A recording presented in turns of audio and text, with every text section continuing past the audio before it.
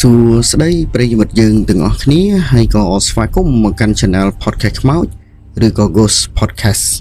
នៅក្នុងថ្ងៃនេះដែរ admin គឺទទួលបានរឿងរ៉ាវថ្មីមកចែករំលែកជូនប្រិយមិត្តយើងទាំងអស់គ្នាស្ដាប់កម្សាន្តនៅក្នុងរាត្រីនេះផងដែរ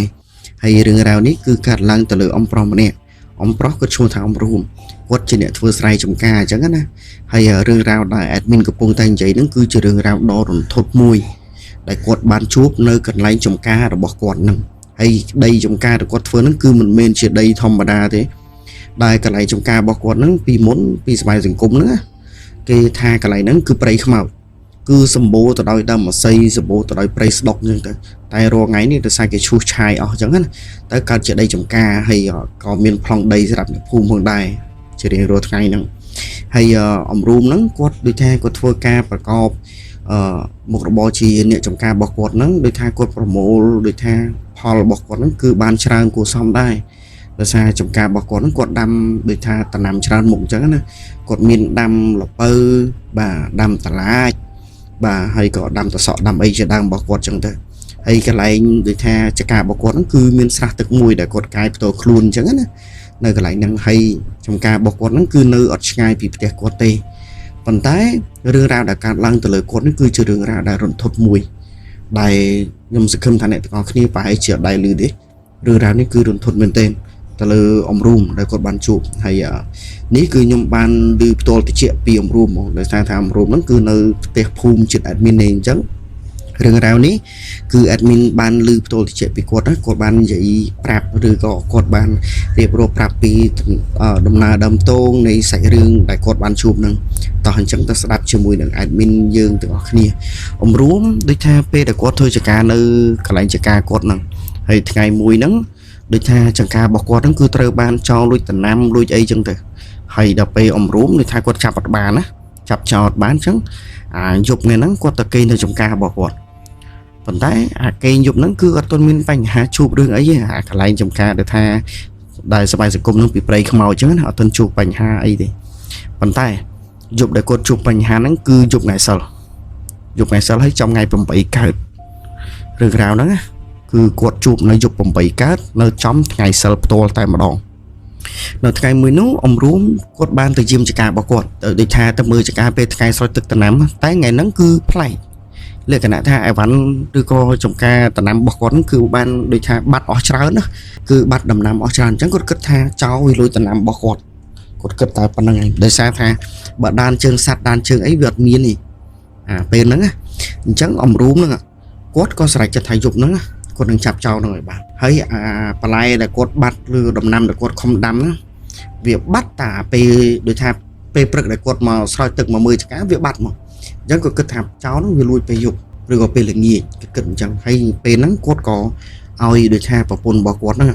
ដាំបាយឬក៏រៀបចំបាយទឹកសឡឲ្យគាត់ហ្នឹងដើម្បីឲ្យគាត់ហ្នឹងយកទៅញ៉ាំនៅដូចថាកន្លែងចំការរបស់គាត់ហើយចំការរបស់គាត់ហ្នឹងគឺមានខ្ទមមួយដែលនៅជិតមាត់ទឹកអញ្ចឹងកូនខ្ទមដែលគាត់ដែលថាគាត់ប្រងនៅសម្រាប់ហ្នឹងកូនខ្ទមហ្នឹងដូចថាពេលដែលគាត់ទៅដល់គាត់ចង់មុងចង់អីហើយរៀបចំកន្លែងឲ្យគាត់ប្រកាត់ភ្លើងប្រកាត់អីចឹងទៅដូចថាប្រកាត់ភ្លើងឲ្យវាមានពលឺហើយឬក៏មានភាពកក់ក្ដៅចឹងណាឲ្យវាមានពលឺចឹងទៅហើយដល់ពេលគាត់ទៅហ្នឹងគឺគាត់មានភ្លើងកែវសម្រាប់ឈួលមួយមានន័យថាភ្លើងពិលបើយើងនិយាយចាប់ថាភ្លើងពិល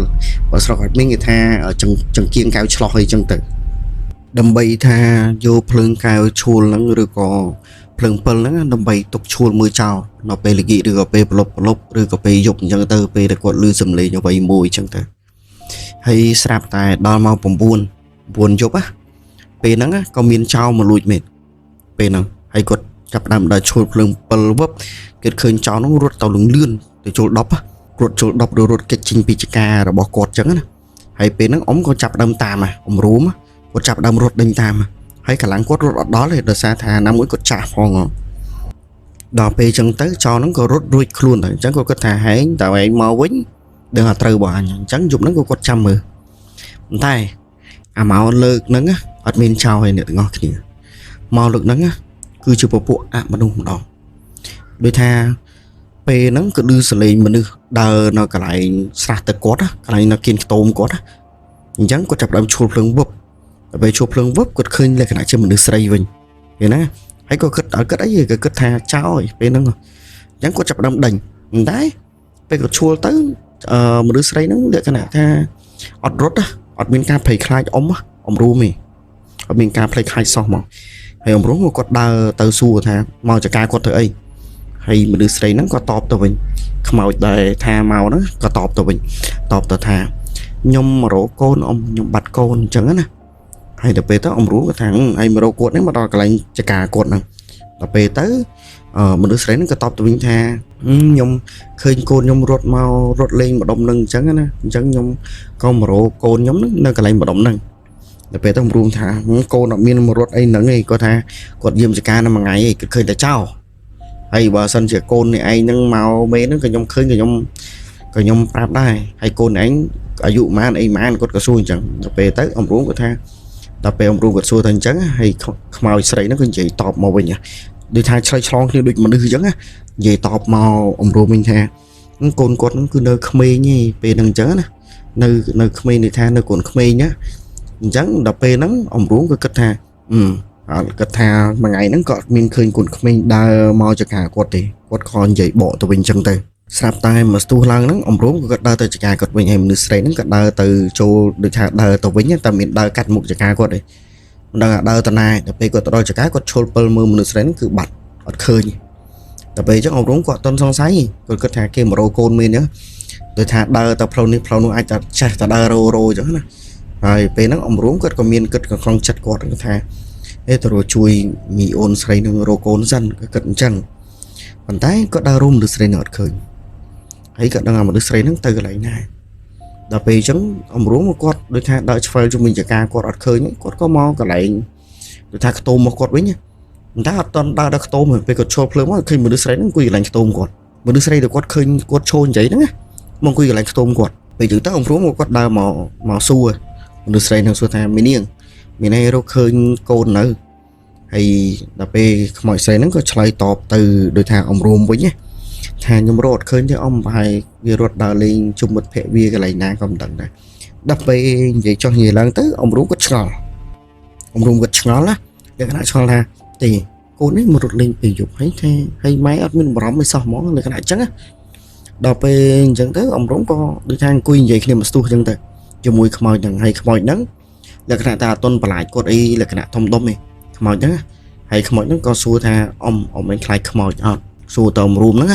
អ៊ំរួមហ្នឹងក៏និយាយទៅវិញថាមីអូនណាអ៊ំទៅខ្លាចអីខ្មោចអ៊ំចាស់ប៉ុណ្្នឹងហើយការនៅពីសង្គមការនៅសម័យសង្គមអ៊ំអត់ចេះខ្លាចទេអ៊ំមានបល័យពេញខ្លួនអ៊ំចេះខ្លាចទេហើយខ្មោចហ្នឹងក៏សួរទៅទៀតថាអ៊ំអត់ខ្លាចមែនទេដល់ពេលទៅអ៊ំរួមហ្នឹងក៏ឆ្លើយទៅទៀតថាអត់មានអីគួរឲ្យខ្លាចផងសម័យឥឡូវវាមិនមានទេបើសម័យសង្គមកន្លែងអ៊ំនៅហ្នឹងមែនដល់ពេលអញ្ចឹងទៅនារីម្នាក់ហ្នឹងក៏ថាលាអ៊ំរួមទៅវិញអញ្ចឹងទៅហើយអ៊ំរួមហ្នឹងក៏ធ្វើហីទៅគេថាអញ្ចឹងទៅរោមើលកូនរោមើលអីទៅហើយទៅផ្ទះហើយក៏មិនបានស៊ូនាំភ្លេចស៊ូនាំថាផ្ទះនៅណានៅនេះអញ្ចឹងណាតែនៅសុកគាត់មនុស្សស្រីនឹងដើរចេញពីខ្ទស់មកផ្លេតអ៊ំរួមគាត់ថាគាត់ងើបដូចថាគាត់ងើបទៅបត់ជើងតូចតែថាគាត់ឈឺនោមអញ្ចឹងណានិយាយត្រង់ហ្មងអញ្ចឹងស្រាប់តែបាត់មនុស្សស្រីហ្នឹងក៏រត់ឃើញដល់ពេលអញ្ចឹងទៅអ៊ំរួមគិតក្នុងចិត្តថាចំអញនិយាយមួយថ្ងៃនេះសង្ស័យមានមនុស្សនេះអ៊ំរួមគិតនៅក្នុងចិត្តគាត់អញ្ចឹងហើយដល់ពេលហ្នឹងអ៊ំរួមគាត់ចាប់ផ្ដើមរោដូចថាមិនឈើមិនអីមកបកាត់ភ្លើងឲ្យវាភ្លឺបន្ថែមទៅហើយលុះដល់ជប់ប្រហែលម៉ោង 2:10 ត្រឹមមកពេលហ្នឹងអ៊ំរួមគាត់ចាប់ផ្ដើមភ្ញាក់ពីគេងមកភ្ញាក់ពីគេងដោយសារមេឃវាត្រជាក់ខ្លាំងហើយត្រជាក់ខុសធម្មតាខ្យល់ដូចថាត្រជាក់ហ្នឹងលក្ខណៈថាមិនមែនត្រជាក់បែបធម្មជាតិទេហើយសលេងចង្រិតសលេងអីផ្សេងក៏អត់លឺដែរដល់ពេលអាក្បាលប្រលប់អីហ្នឹងលឺសលេងចង្រិតសលេងត្រីសលេងសត្វអីយំធម្មតាតែពេលយប់ហ្នឹងអាម៉ោង 2:10 សំលេងស្អីក៏អត់មានដែរសត្វក៏អត់មានសំលេងស្អីក៏អត់មានលក្ខណៈថាស្ងាត់ជ្រាបហ្មងសូម្បីតែសំលេងឆ្កែព្រុសក៏វាអត់មានដែរដល់ពេលអ៊ំរងគាត់ភ្ញាក់មកចំអាកណ្ដាលជប់ចឹងស្រាប់តែគាត់ក៏លេចភ្នែកទៅចការគាត់ក៏ឃើញណាគេមកអង្គុយស៊ីឥឡូវរបស់គាត់អង្គុយស៊ីផ្លែឥឡូវរបស់គាត់អ៊ំរងឈុលពិលទៅវឹបស្រាប់តែមនុស្សនោះដូចថាមើលមុខអត់ច្បាស់ហើយលក្ខណៈថារៀងសម្បល់ខ្មៅហើយមើលទៅដូចថាស្ទង់អត់សូវច្បាស់ហើយក៏រត់ចូល10បាត់ជ្រាបដល់ពេលទៅអ៊ំរងក៏ដើរទៅមើលអាកន្លែងបន្លែផ្លែឥឡូវរបស់គាត់អាកន្លែងគាត់ដាំឥឡូវតែឥឡូវហ្នឹងអត់មានខូចខាតអីទេដល់ពេលអញ្ចឹងទៅអ៊ំរងគិតពេលហ្នឹងក៏ចាប់ដើមគិតថាអូអញជួបតែអ៊ំរងគាត់ដូចថាមនុស្សគាត់អត់ខ្លាចថា ពីមុនពីសង្គមអញ្ចឹងទៅគួរថាគាត់មានសាក់មានអីតាមខ្លួនគាត់ដែរអំរួមនោះហើយការពីសង្គមអញ្ចឹងគាត់ធ្លាប់ជួបច្រើនអញ្ចឹងគាត់អត់ខ្លាចលក្ខណៈថាអត់សូវភ័យអត់សូវខ្លាចអញ្ចឹងណាតែដល់តែពេលគាត់ងាកក្បាលមកវិញដល់កន្លែងខ្ទមគាត់ឃើញមនុស្សស្រីអង្គុយចូលកូនដូចថាអង្គុយបំពេកូនណាអង្គុយបំពេឲ្យសលេងបំពេហ្នឹងគឺក៏លួចមកអូយនិយាយទៅអត់មានព្រឺរោហ្មងនេះដល់ពេលលឺអញ្ចឹងហើយពេលហ្នឹងអំរួមដូចថាគាត់រៀងភ័យដែរគាត់រៀងភ័យតិចដែរគាត់ចង់រត់បន្តិចហើយចង់ទៅមើលច្បាស់បន្តិចលក្ខណៈអញ្ចឹងគឺថាគាត់ភ័យដល់ពេលអញ្ចឹងទៅអំរួមក៏គិតថាអរេគាត់គិតថាប្រហែលជាម្នាក់ស្រីហ្នឹងគាត់រកកូនឃើញអញ្ចឹងមកអង្គុយបំពេដល់តែពេលគាត់ដើរទៅចិត្តដល់ហ្នឹងសាប់តែមនុស្សស្រីហ្នឹងដែលគាត់និយាយលេងហ្នឹងអង្គុយបំពេកូនកន្លែងខ្ទមគាត់ហ្នឹងស្រាប់តែនៅសុកក្បាលហ្នឹងធ្លាក់ដល់ដីមកព្រុសហើយដល់ពេលទៅអំរួមចាប់ដើមស្រែកហ្មងដូចថាភ្ញាក់ស្រែកបាក់គេថាចុយជួបអញហើយអំរួមក៏រត់លក្ខណៈថារត់ចេញពីខ្ទមគាត់ហ្នឹងហើយដល់ពេលរត់ទៅដល់មុខខ្ទមគាត់ហ្នឹងគាត់ចាប់ដើមឃើញមានដូចថាមានលោកសង្ឃមួយអង្គនិមន្តកាត់មុខហ្នឹងដូចថានិមន្តពីតាណាមកក៏ដឹងតែមកពី10ហើយដល់ពេលអំរួមទៅជួបអញ្ចឹងក៏គិតថាលោកសង្ឃហ្នឹងប្រហែលជាអញ្ចឹងដែរអត់ទាន់គិតផុតអត់ទាន់ដូចថាគិតផុតឬក៏ក្នុងចិត្តគាត់គិតចប់ស្រាប់តែព្រះសង្ឃហ្នឹងងាកមុខមកម៉ែលោកព្រះមុខសុទ្ធតែឈាមហើយដុនដាបហ្មងហើយដល់ពេលហ្នឹងអំរួមគាត់ធ្វើដូចថាគាត់សងំចិត្តបាច់ឲ្យគាត់ស្រែកថាសម័យនេះមនុស្សលោងនៅអីគេទៀតណានៃអញ្ចឹងណាហើយមកសួរឡើងសាប់តែគាត់ហ្នឹងដល់ពេលគាត់ស្រែកគាត់អីដូចថាក៏ឌឺដងគេអញ្ចឹងណាដល់ពេលឌឺដងគេហើយអញ្ចឹងទៅគាត់គប់របស់គប់អីគាត់អញ្ចឹងណាដូចថាមានរបស់មាននឹងខ្លួនហ្នឹងក៏គប់ទាំងអស់អាភ្លើងនៅក្នុងក្បាលគាត់ប៊ីគប់ដែរដល់ពេលអញ្ចឹងទៅដូចថាគាត់នឹកឃើញតន់ក៏អត់គប់ទេតែដល់ពេលគប់ទៅគឺបាត់ពពួកខ្មោចហ្នឹងពពួកអាមនុស្សហ្នឹងណាហើយអំរួមពេលហ្នឹងគាត់អត់ដេកនៅដូចថាអត់ដេកនៅក្នុងខ្ទមនឹងទៀតទេគាត់ថាពួកឯងខ្ញុំចង់ខ្លាំងមួយអញប្រយ័ត្នអញធ្វើមិនឲ្យអញបានកើតគាត់និយាយទៅវិញអញ្ចឹងហ្មងគាត់ថាប្រយ័ត្នអញធ្វើឲ្យអញបានកើតមិនចាប់ជាតិអីចឹងទៅគាត់ចេះតែនិយាយទៅពេលហ្នឹងដូចថានិយាយបន្លាចខ្មោចវិញអញ្ចឹងណាហើយជួនកាលគឺគិតថាខ្លួនគាត់ហ្នឹងពីមុនគាត់ធ្លាប់ចាស់ដែរហើយគាត់មានបល័យដែរហើយពេលហ្នឹងអំរួមហ្នឹងក៏ដើរទៅផ្ទះដើរសូត្របល័យដើរមានន័យថាសូត្របល័យចងណាដោយថាចងខ្លួនគាត់ហ្នឹងកុំឲ្យមានពួកអាមនុស្សមកនៅចិត្តណាដល់ពេលទៅគាត់ក៏ដើរទៅផ្ទះវិញប៉ុន្តែដើរមិនក៏ទៅដល់ផ្ទះដែរដើរទៅហើយត្រឡប់មកវិញមុខចកាគាត់ដើរទៅហើយត្រឡប់មកវិញមុខចកាគាត់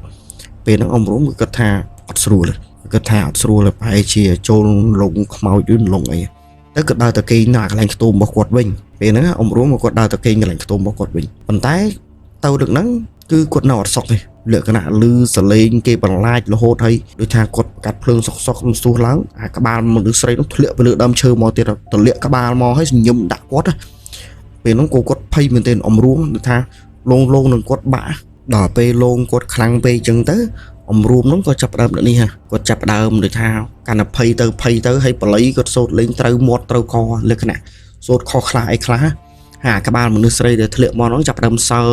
ចនៅមុខគាត់ពេលហ្នឹងអំរួមក៏អត់ដឹងគាត់ថាអត់ដឹងខ្លួនឯងទៅធ្វើអីទេពេលហ្នឹងលក្ខណៈអភ័យមែនទែនហើយណាមួយគាត់ដើរទៅផ្ទះតែគាត់ដើរអត់ដល់នៅវល់ត្រឡប់មករោតែកន្លែងដដែលហ្នឹងហើយអាយប់នឹងមួយយប់ពេញគាត់កេតលក់ហើយដល់ពេលមកស្ទុះឡើងអាមនុស្សស្រីដែលថាធ្លាក់ក្បាលមកហ្នឹងក៏ចាប់ដើមបាត់ឃើញតែដុំថ្មហើយឃើញតែដុំថ្មដូចថានៅអាកន្លែងដែលធ្លាក់ហ្នឹងដល់ពេលអញ្ចឹងទៅគាត់គិតនៅក្នុងចិត្តគាត់គិតថាអាពួកនេះលេងអញហើយលេងអញមែនទេណាលេងហើយដល់ពេលទៅទូរស័ព្ទក៏គាត់អត់មានខ្លួនទេដោយសារគាត់អត់ចាស់ប្រើទូរស័ព្ទដៃទេអញ្ចឹងគាត់មានតែភ្លើង7ទេហើយគាត់ចាប់ផ្ដើមគិតថាគាត់នឹងដើរត្រឡប់ទៅផ្ទះភាសាទៀតគាត់ដើរចេញពីខ្ទមគាត់ហ្នឹងឈួលមើលក្រោយមើលមុខមើលក្រោយរហូតដូចថាលក្ខណៈថាឈួលរៀងភ័យអញ្ចឹងណា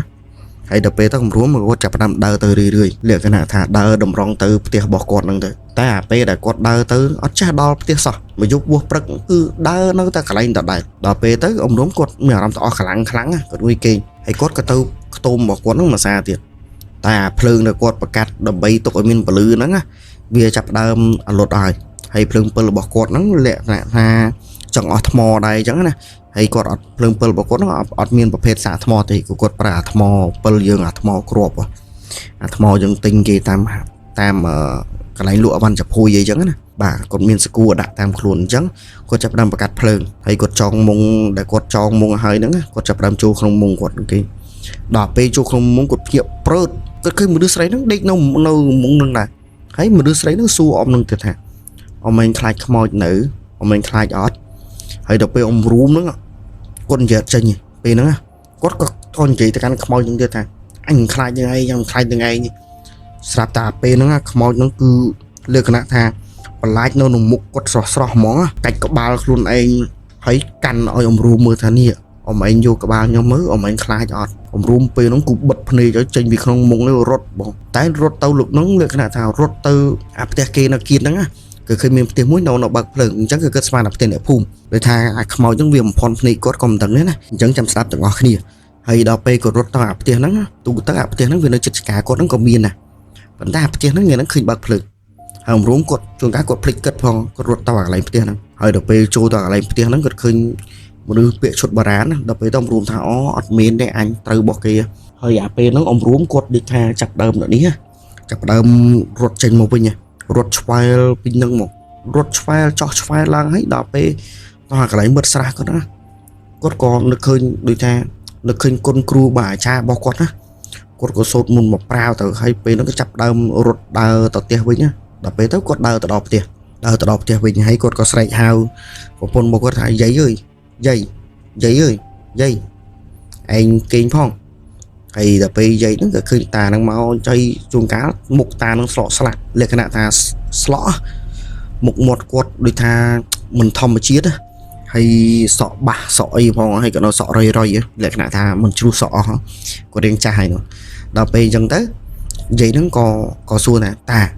តែឯងកាត់អីបានតែឯងមកហ្នឹងឃើញតែឯងចាប់ចោលបានអត់អីអត់អញ្ចឹងណាហើយអាពេលហ្នឹងតាក៏តបទៅវិញថាចោលអំបលក្បាលយាយឯងគាត់និយាយលក្ខណៈអញ្ចឹងណាលក្ខណៈប្តីប្រពន្ធហើយជួនកាលគាត់អារម្មណ៍អត់ល្អជួនកាលគាត់ជួបអញ្ចឹងផងគាត់ថាចោលអំបលយោស្អីឯងជួបទៅខ្មោចមួយថ្ងៃរត់មកទៀតត្រមទៅរួចហ្នឹងគាត់និយាយអញ្ចឹងដល់ពេលអញ្ចឹងយាយគាត់ក៏ថាឯងសម័យហ្នឹងមកនៅមានទៀតមកស្ទុះឡើងឬសលេងដូចថានៅខាងមុខផ្ទះឆ្កែព្រុសហើយយាយហ្នឹងគាត់ដូចថាតាហ្នឹងគាត់ថាយាយឯងដើរបើកទៅមើលមកណាគេមករោអីហ្នឹងឬក៏ឆ្កែវាព្រុសអីគេយាយហ្នឹងក៏បើកទ្វារទៅមើលតាហ្នឹងក៏អត់ហ៊ានបើកហើយព្រោះតាហ្នឹងគាត់ដឹងហើយថាបែរជាខ្មោចដល់ពេលយាយហ្នឹងបើកបាច់អ្នកនរគ្នាដឹងមិនខ្មោចស្រីនិងខ្មោចប្រសងហ្នឹងមកឈោកាន់ក្បាលនៅមុខអាកន្លែងផ្លូវចូលផ្ទះគាត់ហ្នឹងនៅក្រៅលបងទេតាចូលក្នុងលបងទេដល់ពេលអញ្ចឹងទៅតាហ្នឹងលក្ខណៈថាយាយនិងតាដល់ពេលឃើញអញ្ចឹងណាក៏ចាប់ដើមបិទប្អួយលូស៊ូផាំងហ្មងបិទប្អួយលូស៊ូផាំងហើយចាប់ដើមសង្ងំគេអញ្ចឹងហើយលក្ខណៈថាឬអីកើតចាំព្រឹកចាំគិតទៀតហើយដល់ពេលព្រឹកឡើងអ្នកទាំងអស់គ្នានឹងមិនតាហ្នឹងឈឺ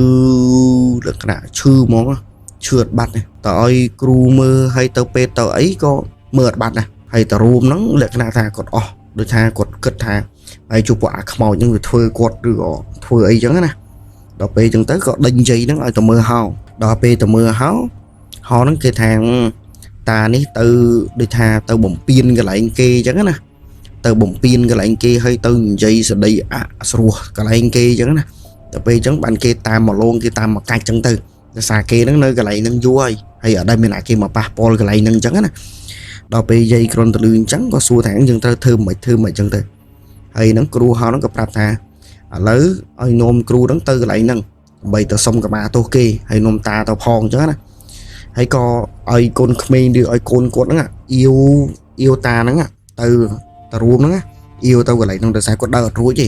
ដោយសារគេកាច់ទៅធ្វើបាបគាត់អ៊ីវទៅកន្លែងហ្នឹងហើយដល់ពេលគ្រាន់តែទៅដល់កន្លែងហ្នឹងភ្លាមមេឃឈើហ្នឹងជ្រុះនៅក្នុងមុខគ្រូហ្នឹងប្រាវហ្មងជ្រុះហ្មងដូចថាមេឃឈើងាប់ធ្លាក់មកពីលើក្នុងមុខមកបើដើរទៅមុខតិចទៀតបែរជាចំដល់ពេលទៅគ្រូហ្នឹងនិយាយថាយេមីនេះខ្លាំងម៉េះអញមកកម្មាទោសនេះហើយក៏យកស្រាសយកចំណុំចំណីចំណុកឬក៏មហូបអីមកសែនហ្នឹងទៅសែនពេសែនអីឲ្យអញ្ចឹងណាហើយក៏ថាតាហ្នឹងក៏និយាយថាពូលមើលពូកទៅថាលើក្រោយខ្ញុំឈប់ចេះទៀតហើយខ្ញុំឈប់និយាយស្ដីថ្លោះហើយខ្ញុំឈប់ដូចថាប្រេះប្រដាស់អញ្ចឹងណាដល់ពេលសែនអីរួចហើយហ្នឹងគាត់ក៏ដើរមកផ្ទះវិញទាំងអស់គ្នាស្រាប់តែពេលដើរមកហ្នឹងរោផ្លូវមកផ្ទះវិញក៏អត់ឃើញដែរដល់ពេលអញ្ចឹងគ្រូហៅហ្នឹងក៏ចាប់ដើមលក្ខណៈថាគ្រូដែលមើលហ្នឹងដែលទៅដែរហ្នឹងក៏ចាប់ដើមអត់ស្រួលក្នុងចិត្តដល់ពេលហ្នឹងគ្រូហ្នឹងក៏បានសូត្របល័យអីមួយយ៉ាង cứ đang học lại vậy nè số tới có chập rạp đờ tới có tọt đọt tia vinh tới hay tập pe tới cua họ nó có cái có bàn prap ta năng thà chả ca tại nhà cái lạnh tôm tại nó tại kỳ nó nha coi tôm tại nó miên tập bộ mua gì giống tá có rõ ban chập ra một hay mà ngày muốn tá quật được thà quật chả đọc chả ấy cái lạnh kia là bom có nó tập bà cái lạnh tập bộ kia tịch tới tập pe chẳng tới cái co được thà cái khăn ta năng khăn ấy chứ nè hay ta nó có tháng AP là quật bà nó ta nó có quật là cái này như vậy nè với khôi cái bật khôi ấy linh như chân tới để lại khăn dầm bài chứ tập pe tất hàng kia nó cái khăn nè cua họ nó gặp ra tại nó tổng biên gà cái lấy nó chắc cái lấy nó vì muốn việc xả háo á hay không mọi được ngộp nó không mọi bột thông hay không mọi lục son để ngộp nó cả sớm mai cũng kêu một bánh cho sẽ làm cho nó cái lấy nó hay cái cọc cái lấy nó mong tư đó pe ta con tự lương chân tới lương tha ai chả ca cái lấy cốt đó lương tha cốt khai những phơi tiếc đấy phần tay cua họ nó cái bạc tháng bởi dương mình tập passport cái kia còn passport chương này chẳng tại sai này hơi chắc tại được thơ ban thầm ra tại ta nó có hiện tư chẳng chả ca bọc con cái nó cũng được cái này có chua lời dịch phơi với nhé là về chua lời dịch phơi tới con chua con đây bọc con nó có đây chụp thì đây chụp ở rừng nâng tiệt thì hay rừng nó cơ rừng bọc tàu để con bàn chụp bật sau nó là con giấy prap admin chẳng tới con giấy prap admin to chẳng này hay rừng rào nó cứ miền tập năng tê sự cầm tha buộc mày bông bồn dương từ đó khi nó sạp cầm sàn hay bờ nè na để chưa nè na đây mình chưa có ai sạp tục chỉ ca cầm sàn bàn chẳng á hay là không ca bình chọn video này đã admin có sản phẩm po ai bây giờ mình dương từ đó khi nó chui cho subscribe mà lựa admin mình để mùi phong hay cái chui comment phong nằm bây giờ ca lượng thực chất hỏi admin nắng đầm bày thưa video bẩn to tiết rồi có rô rương nào thay tiết mà chạy chun bây giờ một dương từ đó khi nó sạp cầm sàn admin có ruộng ngày nó có tụi bàn ca control vì bong phone mà dạ tôi chơi chẳng hạn hay cho trong ban ca control bằng time nằm bây ở admin nó nguyên cả làng chân nó không ca thưa video thay tiết nằm bây giờ bây giờ một dương từ đó khi nó sạp cầm sàn hay rồi tây nó admin miền tập đăng tế hay có số con chụp po bây giờ bật dương để ban chỉnh subscribe để ban comment rồi có like video của admin hay có chun po năng đó hay có good night để tây xuống đấy không chụp nâng phần này